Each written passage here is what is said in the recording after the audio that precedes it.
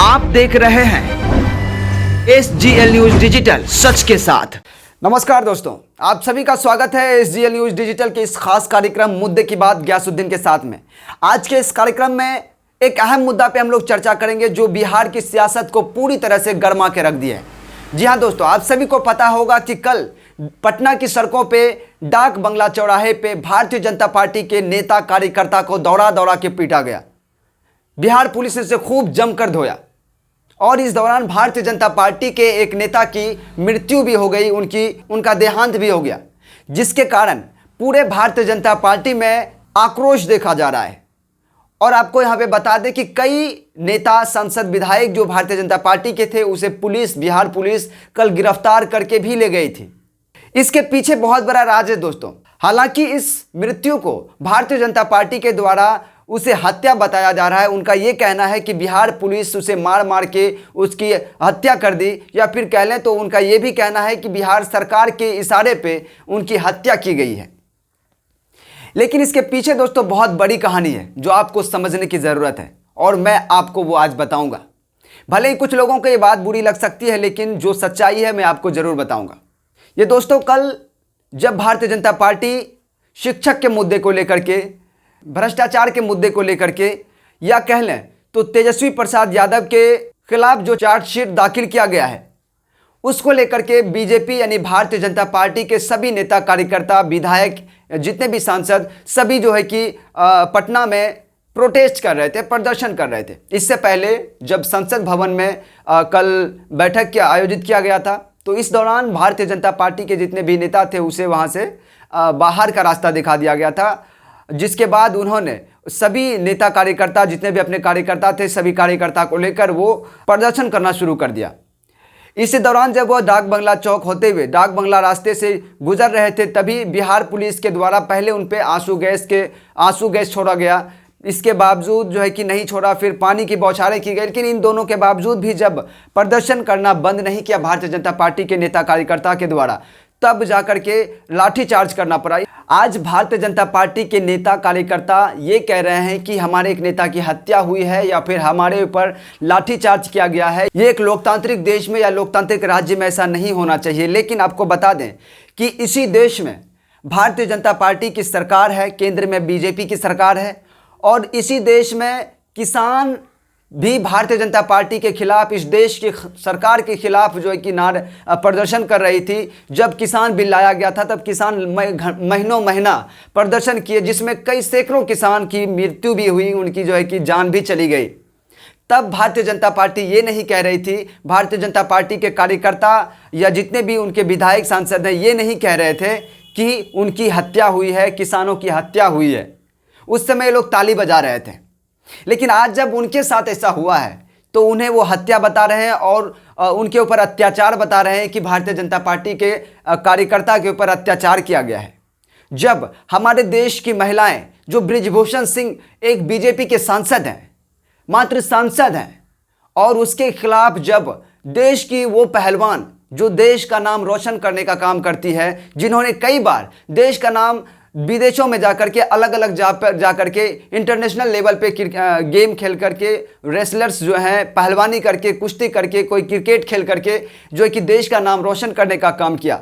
उसके साथ जब बृजभूषण सिंह के द्वारा और उनके द्वारा जब बृजभूषण सिंह के ऊपर दुष्कर्म का आरोप लगाया जाता है, यौन उत्पीड़न का जब आरोप लगाया गया, उनके खिलाफ केस किया गया, उनकी हजारों गलतियां हैं, बावजूद इसके भारतीय जनता पार्टी उनको संरक्षण दे रही है और उनका बचाव कर रही है। भारतीय जनता पार्टी जो केंद्र में सरकार है, प्रधानमंत्री मोदी तक उनके समर्थन में है और उनसे फीता कटवाते हैं और उनको सम्मानित भी करते हैं, जिनके ऊपर एक यौन उत्पीड़न पॉक्सो एक्ट के तहत कई मामले दर्ज हैं उनसे। और उनके खिलाफ जब महिला पहलवान महीनों महीना जो है कि प्रदर्शन कर रही थी, उनके साथ किस तरीके से बर्बरता हो रही थी, बखूबी इस चीज़ को आप समझ सकते हैं। और आप लोगों ने देखा होगा किस तरीके से महिला पहलवानों के साथ अत्याचार हो रहा था, किस तरीके से पुलिस उसे घसीट कर वहाँ से बाहर का रास्ता दिखा रही थी। जब वो लोग संसद भवन के सामने धरना करने जा रहे थे तो किस तरीके से उसे खींच कर जो है कि उसके साथ काफ़ी बर्बरता हुई थी। उस समय भारतीय जनता पार्टी के लोग या भारतीय जनता पार्टी के जितने समर्थक हैं वो ताली बजा रहे थे और इस पर खूब मजे ले रहे थे। लेकिन आज जब बिहार में भारतीय जनता पार्टी के कार्यकर्ता के ऊपर, उनके नेता के ऊपर जो लाठीचार्ज किया गया है, उसको लेकर के उसे काफ़ी तकलीफ है कि भारतीय जनता पार्टी को भी ये लगे, उनके नेता को भी ये लगे कि आखिर लाठी खाने का मज़ा, या फिर प्रदर्शन के दौरान जब पिटाई होती है किसी की तो उसे कैसा एहसास होता है, उसको कैसा लगता है। और आपको एक चीज़ और बता दें दोस्तों कि ये लाठीचार्ज ऐसे ही नहीं हुआ। बिहार पुलिस के द्वारा जो लाठीचार्ज किया गया उसके पीछे भी राज है, और वो राज ये है, भारतीय जनता पार्टी के जितने प्रदर्शनकारी थे, इनके समर्थक थे जो प्रदर्शन कर रहे थे, वो कहा जा रहा है कि हिंसा फैला रहे थे। आसान भाषा में समझे तो ये गलत तरीके से प्रदर्शन कर रहे थे, क्योंकि शांति तरीके से प्रदर्शन अगर किया जाए तो फिर एक अलग बात है। क्योंकि ये भारतीय जनता पार्टी के नेता, कार्यकर्ता या गुंडा कह लें जो इस तरीके से प्रदर्शन कर रहे हैं, क्योंकि इसके अलावे महिला पहलवान हो, देश की महिला पहलवान हो, या फिर देश के किसान हो, जो महीना जो कि प्रदर्शन कर रहे थे, लेकिन वो शांति के तरीके से प्रदर्शन कर रहे थे, फिर भी उसके साथ बर्बरता हुई। और भारतीय जनता पार्टी, आप यकीन नहीं करोगे दोस्तों, जिस तरीके से वीडियो सामने आ रही है, फुटेज सामने आ रही है, और जिस तरीके से बयान पुलिस का सामने आ रहा है, और लोगों का कहना है कि भारतीय जनता पार्टी के जितने नेता कार्यकर्ता थे जो प्रदर्शन कर रहे थे, वो अपने पास लाल मिर्च पाउडर ले गए थे, जो पुलिस जब उस पे ऊपर जो है उसे हटाने का काम कर रही थी, उसे हटा रही थी, समझा रही थी, तब भारतीय जनता पार्टी के कार्यकर्ता के द्वारा जो है कि उसके ऊपर मिर्ची पाउडर तक छीटा गया। अब दोस्तों आप ही बताइए कि इस देश में अगर इस तरीके से कोई प्रदर्शन करने का अलग तरीका होता है, वो शांति तरीके से आप अगर प्रदर्शन करते हैं तो वो बात अलग है, लेकिन आप मिर्ची पाउडर पुलिस के ऊपर छिड़कते हैं। यही चीज़ अगर विपक्षी के कोई कार्यकर्ता या प्रदर्शनकारी अगर किसी अदर स्टेट में करते तो फिर आप देखते कि किस तरीके से टीवी चैनल पे, बड़े बड़े नेशनल मेन स्ट्रीम मीडिया में बड़ी प्रमुखता से इस चीज़ को दिखाया जाता है कि विपक्ष के प्रदर्शनकारी ने, या आरजेडी के प्रदर्शनकारी ने, या किसी अन्य पार्टी के प्रदर्शनकारियों ने पुलिस के ऊपर मिर्ची पाउडर छीटा,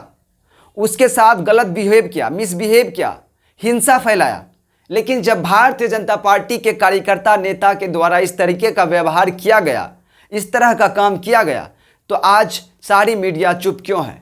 सभी मेन स्ट्रीम मीडिया, एक बार भी इस चीज़ को क्यों नहीं दिखाया गया? इसके बावजूद दिखाया यह जा रहा है कि भारतीय जनता पार्टी के एक नेता की हत्या कर दी गई। इस बात की कोई भी स्पष्ट जानकारी अभी तक सामने नहीं आ पाई है जो मैं आपको बताऊं,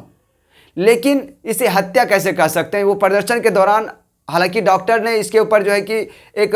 बयान भी दिया है कि उनका ये कहना है कि जब वो आए थे तो आधा घंटा हमारे पास जो है उसका इलाज चला, बावजूद इसके हम उसको बचा नहीं पाए। लेकिन उनके द्वारा ये साफ कर दिया गया कि उनके ऊपर एक भी चोट के निशान नहीं थे।